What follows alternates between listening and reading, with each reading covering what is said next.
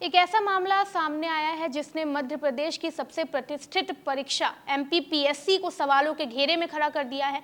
जिस युवक को दृष्टिबाधित बताकर दिव्यांग कोटे से आबकारी सब इंस्पेक्टर पद पर चयनित किया गया था, वही युवक सोशल मीडिया पर बाइक और जीप चलाते हुए नजर आ रहा है।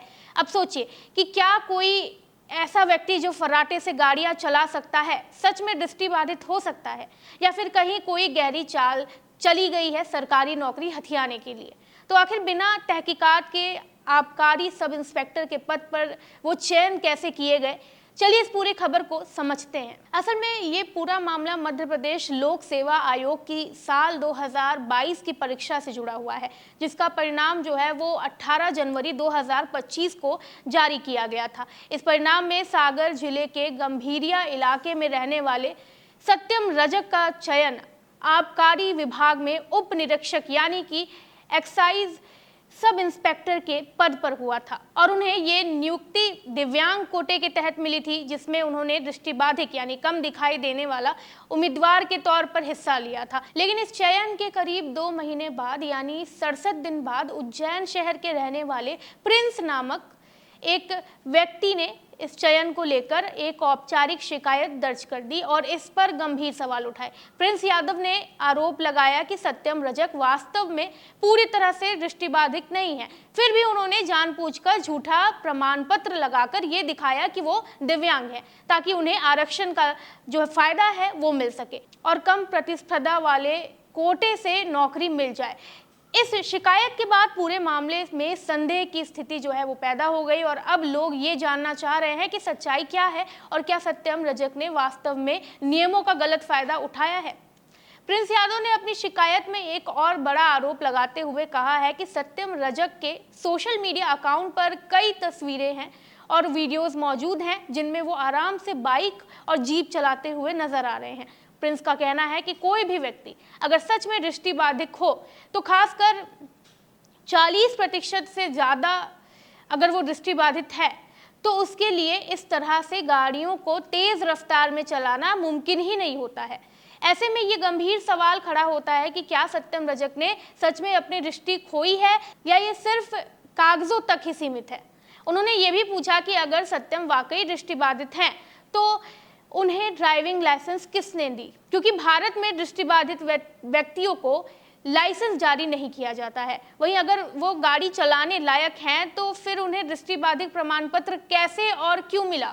इस विरोध को उजागर करने के लिए प्रिंस यादव ने सागर जिले के सिविल सर्जन को एक औपचारिक पत्र भी लिखा जिसमें उन्होंने पूरे मामले की मेडिकल जांच कराने की मांग की है। इसके अलावा उन्होंने सोशल मीडिया पर वायरल हुई तस्वीरों को भी प्रमाण के तौर पर शामिल किया है जिनमें सत्यम रजक जीप और बाइक के साथ नजर आ रहे हैं। इन सब बातों से अब ये मामला और भी ज़्यादा पेचीदा हो गया है और जांच की मांग जोर पकड़ रही है। लेकिन इसके बाद सत्यम रजक ने भी अपनी बात रखी है।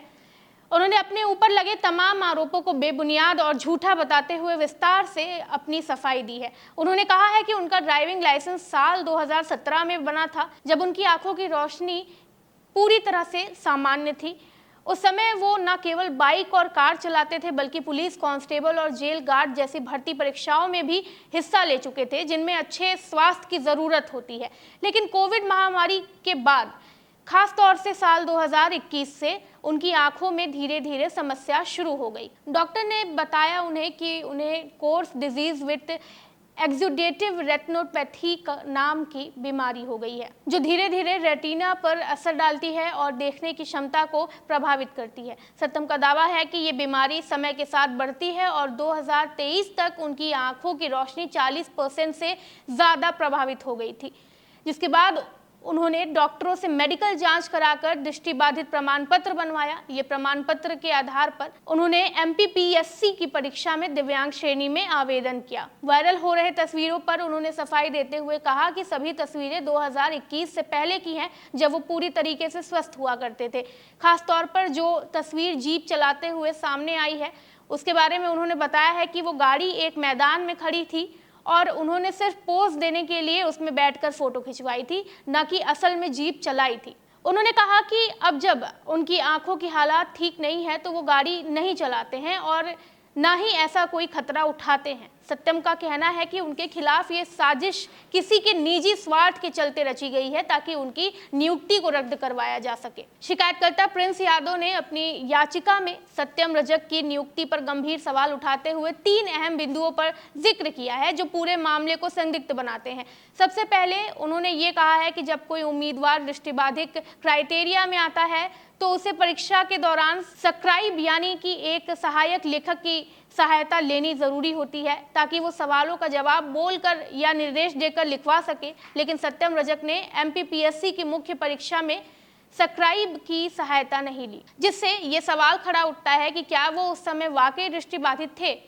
दूसरा बड़ा मुद्दा ये है कि सत्यम रजक ने एमपीपीएससी परीक्षा से पहले जिन बाकी सरकारी परीक्षाओं में हिस्सा लिया था, जैसे पुलिस कांस्टेबल या वन विभाग की परीक्षाएं, उनमें कभी भी ये नहीं दर्शाया गया था कि वो दिव्यांग है, बल्कि उन्होंने सामान्य श्रेणी में परीक्षा दी थी। ये बात शक पैदा करती है कि उनकी दृष्टि की समस्या अचानक कब और कैसे इतनी गहरी हो गई। तीसरा और सबसे इम्पोर्टेंट पॉइंट ये है कि उनका दृष्टि बाधित प्रमाण पत्र 4 फरवरी 2023 से बना था, जबकि एमपीपीएससी परीक्षा के लिए आवेदन करने की अंतिम तारीख 9 फरवरी 2023 थी। इसका मतलब ये हुआ कि आवेदन से महज 5 दिन पहले ही ये सर्टिफिकेट तैयार किया गया, जिससे ये आशंका और भी ज्यादा बढ़ जाती है कि कहीं ये प्रमाण पत्र आनन फानन में सिर्फ परीक्षा में विशेष सुविधा लेने या आरक्षण का फायदा उठाने के लिए तो नहीं बनवाया गया। इन तीनों पॉइंट के आधार पर प्रिंस यादव ने मांग की है कि सत्यम रजक की नियुक्ति की पूरी जांच हो और अगर इनमें कोई गड़बड़ी पाई जाती है तो उस पर कार्रवाई की जाए। वहीं इस पूरे विवाद में एमपीपीएससी की चयन प्रक्रिया की पारदर्शिता पर भी सवाल खड़े हो गए हैं। एक्सपर्ट की राय में विभाग चाहे तो दिव्यांग प्रमाण पत्र की वैधता की जांच कर सकता है। अगर प्रमाण पत्र फर्जी पाया गया तो नियुक्ति रद्द की जा सकती है। वहीं पूर्व परिवहन आयुक्त डॉक्टर शैलेंद्र श्रीवास्तव का कहना है कि दृष्टिबाधित व्यक्ति को ड्राइविंग लाइसेंस नहीं मिल सकता है क्योंकि लाइसेंस जारी होने से पहले आंखों की जांच की जाती है। अगर सत्यम का लाइसेंस 2017 में बना और 2024 तक गाड़ी चलाने के प्रमाण मौजूद हैं तो ये गंभीर शक पैदा करता है कि उनकी दृष्टिबाधिता प्रमाणित करने वाली प्रक्रिया में गड़बड़ी हुई है। बाइक जीप चलाते और कंधे पर बंदूक रखे हुए ये फोटो सत्यम रजक का है, जिसका सिलेक्शन 18 जनवरी को एमपीपीएससी में दिव्यांग कोटे से हुआ है। सत्यम ने खुद को दृष्टिबाधित बताया है। दरअसल सागर के सत्यम रजक का सिलेक्शन आबकारी सब इंस्पेक्टर के तौर पर हुआ है। उसके इस सिलेक्शन पर उज्जैन के प्रिंस यादव ने सवाल उठाए हैं। यादव का कहना है कि सत्यम दृष्टिबाधित है तो उसका ड्राइविंग लाइसेंस कैसे बना। इन सब के बीच हमने पूरे मामले की पड़ताल की। सबसे पहले उसका ड्राइविंग लाइसेंस देखा जो 2017 में बनाया गया था। सवाल ये था कि अगर सत्यम दृष्टिबाधित है तो लाइसेंस कैसे जारी हो सकता है। इसके बाद हमने दृष्टिबाधित सर्टिफिकेट देखा। इसके अलावा ये मामला तब और पेचीदा हो गया जब सत्यम रजक ने दैनिक भास्कर संवाददाता से बातचीत करने से इनकार कर दिया और बाद में संवाददाता पर सोशल मीडिया के जरिए ब्लैकमेलिंग का आरोप भी लगाया। ये रवैया उन पर और भी ज्यादा सवाल खड़े करता है। एक और फैक्ट जो ध्यान देने योग्य है वो ये है कि सत्यम रजक एक पढ़े लिखे गोल्ड मेडलिस्ट छात्र रहे हैं जिन्होंने डॉक्टर हरि सिंह गौर विश्वविद्यालय से फॉरेस्ट साइंस में एमएस की डिग्री प्राप्त की है। उनके परिवार में पिता सेना से रिटायर्ड हैं और बहन पीडब्ल्यूडी विभाग में एसडीओ के पद पर कार्यरत है। वहीं इस पूरे मामले में अब सबसे बड़ा सवाल ये है कि क्या सत्यम रजक का नेत्रहीनता यानी दृष्टिबाधित वाला प्रमाण पत्र सही है या नहीं।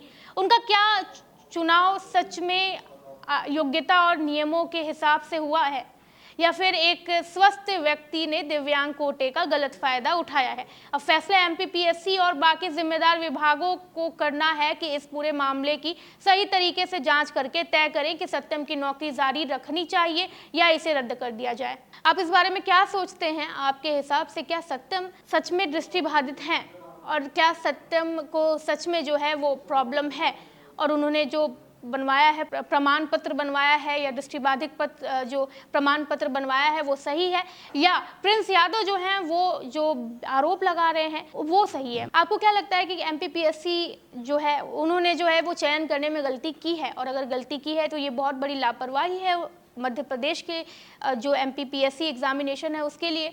दूसरी ओर अगर जो है सत्यम रजक वाकई में निर्दोष होते हैं और वाकई में उनको कोई प्रॉब्लम होती है और MPPSC जो है वो एक तरफा या एक तरीके से गलत निर्णय ले लेती है और उन्हें सच में नौकरी से जो है वो बर्खास्त कर दिया जाता है और वाकई में उन्हें प्रॉब्लम होती है उनकी आंखों में, तो क्या ये गलत नहीं होगा? आप क्या सोचते हैं? अपनी प्रतिक्रिया कमेंट सेक्शन में ज़रूर दें। वीडियो को लाइक करें, चैनल को सब्सक्राइब करें। मैं हूँ कृति, धन्यवाद।